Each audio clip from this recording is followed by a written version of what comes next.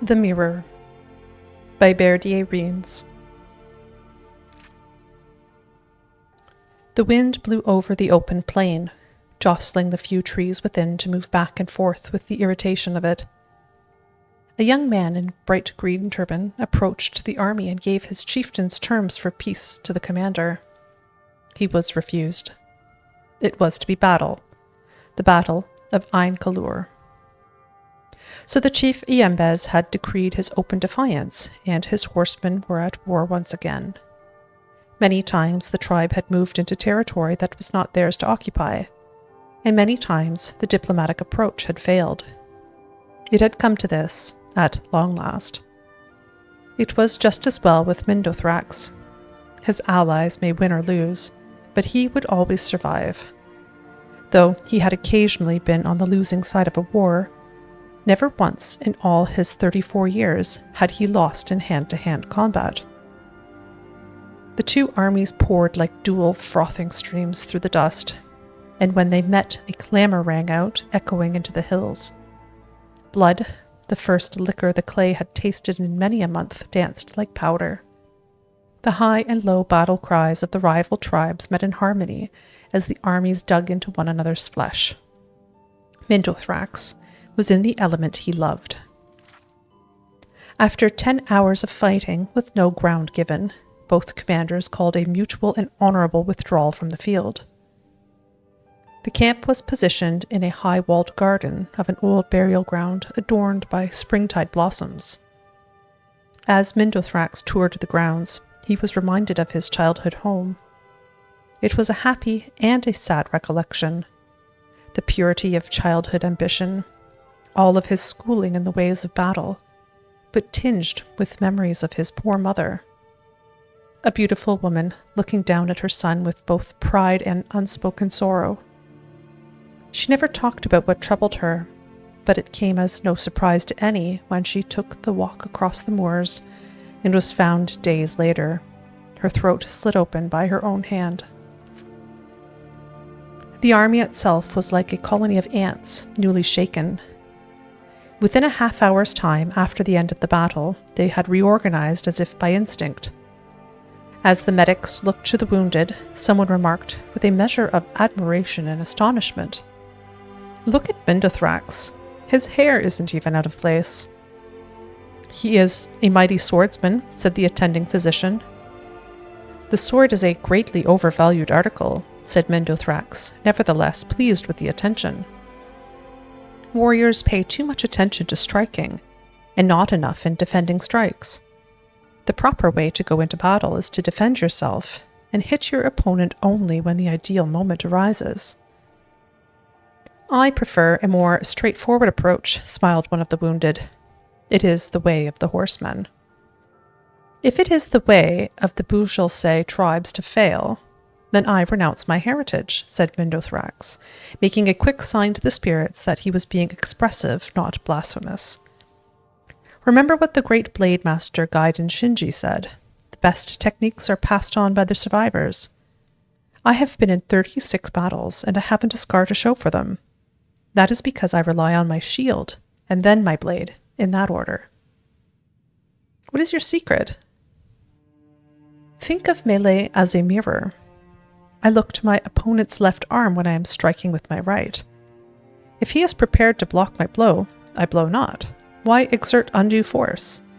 Mindothrax cocked an eyebrow. "But when I see his right arm tense, my left arm goes to my shield. You see, it takes twice as much power to send force than it does to deflect it. When your eye can recognize whether your opponent is striking from above or at an angle or in an uppercut from below, you learn to pivot and place your shield just so to protect yourself. I could block for hours if need be, but it only takes a few minutes or even seconds for your opponent, used to battering, to leave a space open for your own strike." "What was the longest you've ever had to defend yourself?" asked the wounded man. "I fought a man once for an hour's time," said Mindothrax. "He was tireless with his bludgeoning, never giving me a moment to do aught but block his strikes. But finally, he took a moment too long in raising his cudgel, and I found my mark in his chest." He struck my shield 1,000 times, and I struck his heart but once, but that was enough." "So, he was your greatest opponent?" asked the medico. "Oh, indeed not," said Mindothrax, turning his great shield so the silvery metal reflected his own face. "There is he."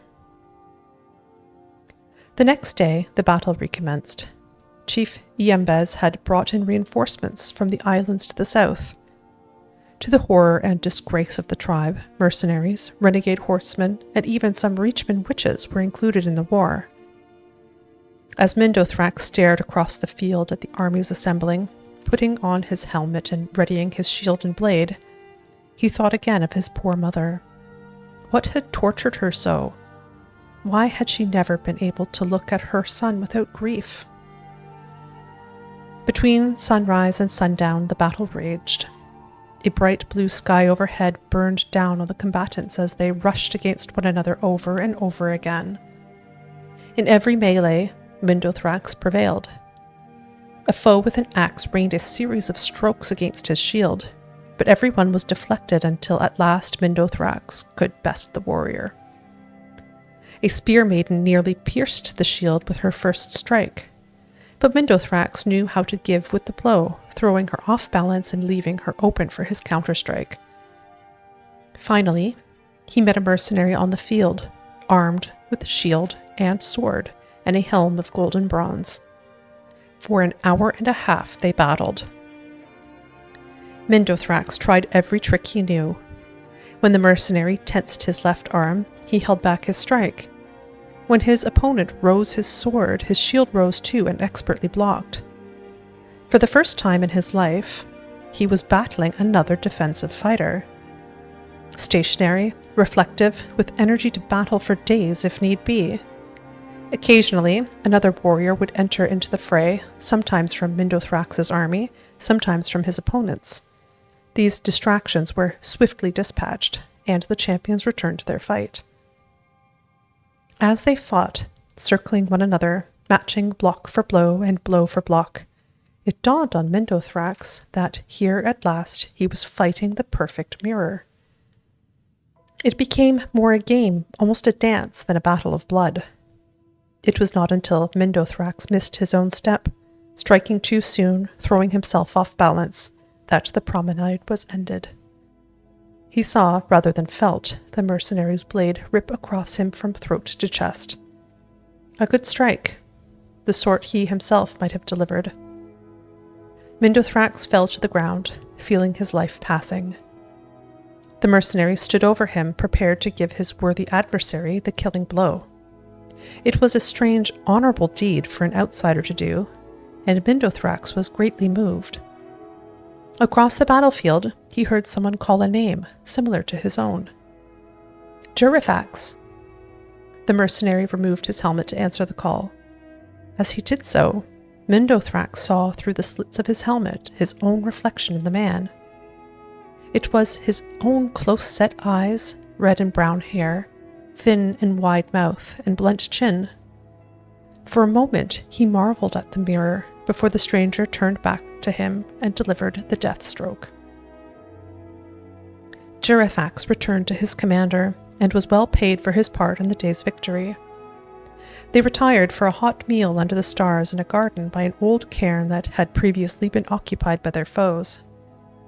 The mercenary was strangely quiet as he observed the land. "Have you been here before, Jurifax?" asked one of the tribesmen who had hired him. "I was born a horseman just like you.